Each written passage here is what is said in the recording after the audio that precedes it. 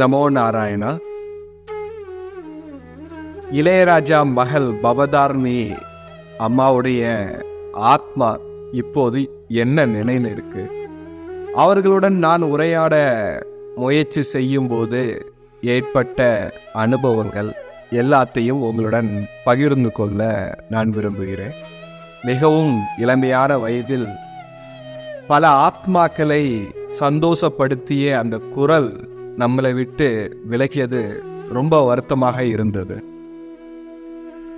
கடவுள் சில புனித ஆத்மாக்களை நம்மளிடம் இருந்து பிரித்து தனக்கு அருகிலே வைத்துக் கொள்வது அவனுடைய வாடிக்கையாகவே நடந்து வருவதை நாம் பார்த்துட்டு தான் வரும். சாத்வீக குணம், ரஜகுணம், தமோகுணம், இந்த 3 நிலையில மனிதர்களுடைய ஆறாக்கள் இருக்கும். ஆனால் பவதாரணி அம்மாவுடைய ஆறா நான் பல முறை பார்த்திருக்கிறேன். அவர்களுடைய ஆறா சாத்வீக குணத்திலேயே இருக்கும். அவர் மறைவுக்கு பிறகு அவரை தொடர்பு கொள்வதற்கான முயற்சிகளை மேற்கொண்டேன். ஆனால் ஒரு பெரிய பிரச்சனை என்னவென்றால், இறந்த ஆத்மா ஸ்தூலத்திலிருந்து விலகிய பிறகு சூட்சும உடலை பெறுவதற்கு காலதாமதம் 48 நாட்கள் எடுத்துக்கொள்ளும். அதனால் அவர்களுடன் உரையாடுவது ரொம்ப ரொம்ப கடினமான விஷயம். ஆனால் அவர்களுடைய நிலையை பார்ப்பதற்கு வழிகாட்டுதலுடைய ஆவியின் துணை கொண்டு அவர்களுடைய நிலையை நாம் அறிந்து கொள்ள முடியும்.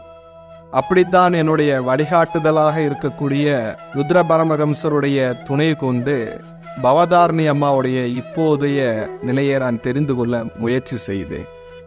அப்படி முயற்சி செய்யும் போது அவர்கள் பித்ருலோகத்தில் இல்லை என்றும் அவர் மரணித்த பகுதிகளிலும் இல்லை என்றும் தகவல் எனக்கு கிடைத்தது.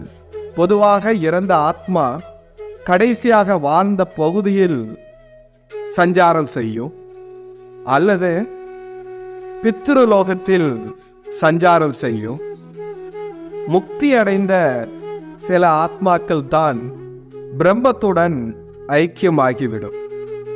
ஆனால் பவதாரணி அம்மாவுடைய ஆவி பித்ருலோகத்திலும் இல்லை, மனிதர்கள் சஞ்சாரம் செய்யக்கூடிய பகுதியிலும் இல்லை என்பதை நான் தெரிந்து கொண்ட பிறகு எனக்கு ஒரு புரிதல் ஏற்பட்டது.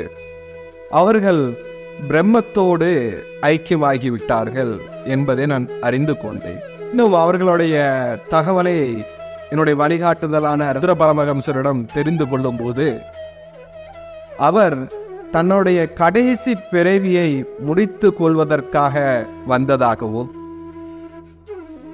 இதற்கு முன்பு இருந்த ஜென்மங்களில் ஞான நிலையை தொட்ட பிறகு தற்கொலை செய்து கொண்டதனால் ஒரு பிறவியை கொடுக்கப்பட்டு மீண்டும் பிரம்மத்துடன் இணைக்கப்பட்டதாகவும் தகவல் சொன்னார்கள். அவர் பிரம்மத்தோடு ஐக்கியமானதனால் என்னால் பார்க்க இயலவில்லை, அவர்களுடன் உரையாட என்னால் முடியவில்லை. அவர்கள் குடும்பத்திற்கு ஒரே ஒரு தகவல் மட்டுமே நாம் தெரியப்படுத்த வேண்டிய ஒரு கடமையில் இருக்கிறோம். பல ஜென்மங்கள் எடுத்தாலும் இப்படி ஒரு புனிதமான ஆத்மா ஒரு குடும்பத்தில் பிறப்பது என்பது அபூர்வமான விஷயம்.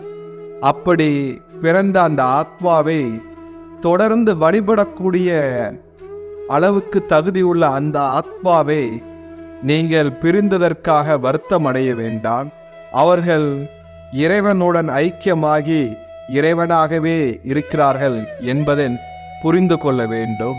அவருடைய பிரிவை நினைத்து வருத்தம் அடையாமல் அவருடைய நிலையை நினைத்து சந்தோஷம் அடைய வேண்டும் என்று நான் நினைக்கிறேன். நான் மீண்டும் ஒரு பதிவில் சந்திக்கிறேன். நமோ நாராயணம்.